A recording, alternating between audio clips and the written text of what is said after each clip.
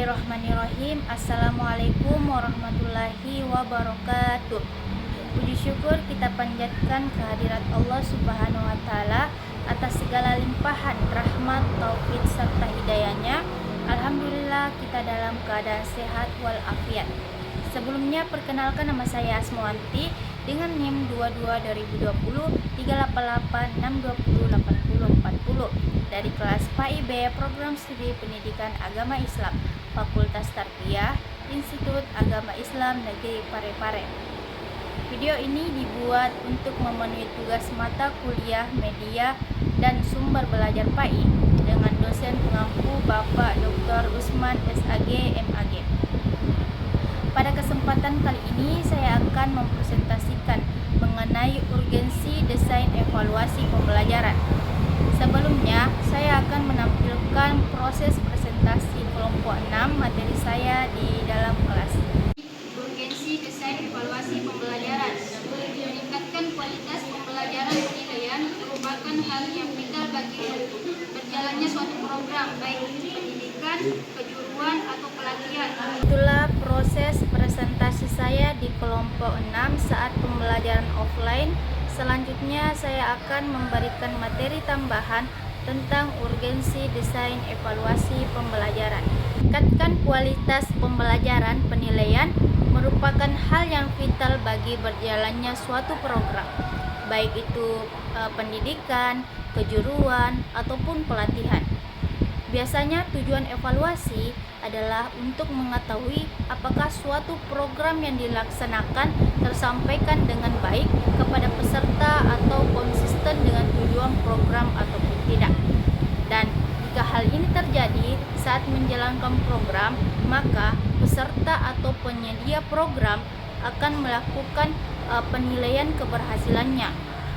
Nah, di sini sehingga kedepannya itu program menjadi lebih baik dan faktor-faktor yang menghambat terlaksananya program berkurang.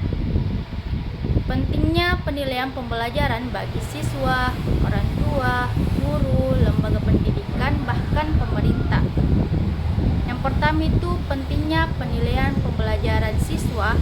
Nah, di sini bagi siswa penilaian berfungsi untuk mengukur keberhasilannya dalam melanjutkan pelajaran yang diberikan guru. Dalam hal ini ada dua kemungkinan, yaitu hasil yang memuaskan bagi siswa. Jika siswa mencapai hasil yang memuaskan, mereka berharap dapat mencapai kepuasan tersebut lagi di masa depan. Nah, oleh karena itu, siswa di sini akan termotivasi untuk belajar lebih giat agar penghasilan itu tetap sama atau bahkan meningkat di kemudian hari. Dan hasil siswa yang kurang memuaskan, jika hasil siswa tidak memuaskan, lain kali ia akan berusaha memperbaikinya sampai bisa. Yang kedua itu pentingnya penilaian akademik bagi orang tua, yaitu mengetahui kemajuan belajar siswa, membimbing siswa dalam kegiatan belajar di rumah, menentukan pemantauan pendidikan yang sesuai dengan kemampuan anak, memperkirakan kemungkinan keberhasilan ataupun kegagalan anak dalam bidang pekerjaannya. Selanjutnya itu yang ketiga, pentingnya penilaian bagi pembelajaran untuk bagi guru, yaitu peran guru selanjutnya ketika menghadapi atau menyikapi berbagai inovasi. Terus pendidikan yang diberikan adalah penerimanya menerima atau mengadopsi inovasi. Di sini peran guru sebagai pengadopsi inovasi pendidikan tidak akan jauh berbeda dengan peran pengadopsi dalam bidang lainnya, yaitu dapat mengetahui siswa mana yang sudah menguasai pelajaran dan siswa mana yang belum menguasai pelajaran. Nah, dalam hal ini guru harus memperhatikan siswa yang tidak mendapatkan nilai agar siswa akhirnya dapat mencapai keberhasilan yang diharapkan. Selanjutnya itu dapat mengetahui apakah tujuan pembelajaran dan materi yang telah ditugaskan telah dikuasai siswa ataupun belum. Selanjutnya dapat diketahui keakuratan metode yang digunakan dalam menyajikan bahan pelajaran. Terus, apabila hasil penilaian kurang memuaskan dapat digunakan sebagai bahan remedial. Oleh karena itu, penilaian dapat digunakan sebagai umpan balik pendidikan. Yang keempat, pentingnya penilaian pembelajaran bagi satuan pendidikan, yaitu bagi pengelola sekolah, hasil penilaian dapat digunakan untuk menentukan penempatan siswa, menentukan kenaikan pangkat, mengelompokkan siswa dalam sekolah dengan mempertimbangkan keterbatasan fasilitas pendidikan yang tersedia serta indikasi kemajuan siswa di masa depan. Selanjutnya, bagi kepala sekolah, hasil penilaian dapat digunakan untuk yang pertama itu menilai kompetensi guru dan tingkat prestasi siswa. Yang kedua, mempertimbangkan upaya pengembang guru dan siswa berdasarkan pendapat, ide, sasaran, keinginan pihak guru, siswa maupun orang tua. Selanjutnya itu pentingnya penilaian pembelajaran bagi pemerintah, yaitu memberikan inovasi yang valid mengenai pelaksanaan kebijakan, program, dan kegiatan, khususnya sejauh mana kebutuhan nilai dan fasilitas tercapai. Asosiasi berkontribusi dalam memperjelas dan mengkritik nilai-nilai sebagai dasar pemilihan tujuan dan sasaran, melihat peluang yang lebih tepat, alternatif kebijakan, program, dan kebijakan lebih efektif dan efisien, memberikan pendapat terhadap kebijakan, program, maupun proyek, mengembangkan kebijakan, program, dan proyek tentang penggunaan dana publik. Selanjutnya, membantu pemangku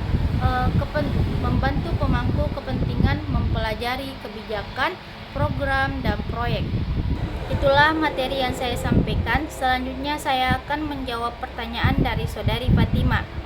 Adapun pertanyaannya yaitu bagaimana cara memastikan bahwa desain pembelajaran sudah sesuai dengan kebutuhan peserta didik. Nah, untuk memastikan desain pembelajaran sesuai dengan kebutuhan peserta didik, maka dapat dilakukan analisis kebutuhan, yaitu identifikasi kemampuan, gaya belajar, dan kesulitan peserta didik. Selanjutnya, libatkan peserta didik. Di sini kita diskusikan harapan dan tantangan mereka. Selanjutnya, tujuan pembelajaran yang jelas, yaitu sesuaikan desain dengan target kompetensi. Selanjutnya, menggunakan metode yang tepat. Di sini kita gunakan metode sesuai karakteristik peserta didik. Selanjutnya, evaluasi dan refleksi. Di sini kita akan melakukan penilaian dan perbaikan berdasarkan hasil belajar. Selanjutnya, pertanyaan dari Saudari Yunita, yaitu bagaimana efektivitas desain pembelajaran dan sumber belajar dapat mempengaruhi hasil belajar peserta didik.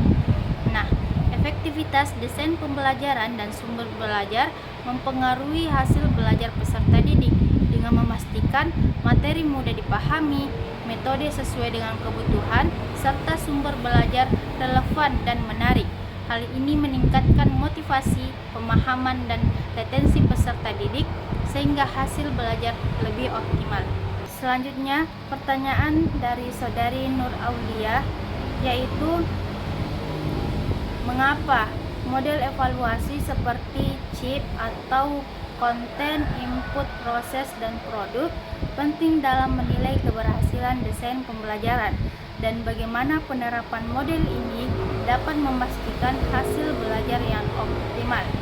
Model evaluasi CIP penting karena menilai desain pembelajaran secara menyeluruh dari konteks, input, proses, hingga produk, sehingga dapat mengidentifikasi kekuatan dan kelemahan. Nah, adapun penerapannya itu untuk konteks, memastikan tujuan sesuai kebutuhan peserta didik. Untuk input, menilai sumber daya, metode, dan strategi. Untuk proses, mengevaluasi pelaksanaan pembelajaran. Nah, untuk produk, mengukur hasil belajar dan dampaknya. Dengan pendekatan ini, desain pembelajaran dapat disempurnakan untuk mencapai hasil belajar yang optimal. Sekian, wassalamualaikum warahmatullahi wabarakatuh.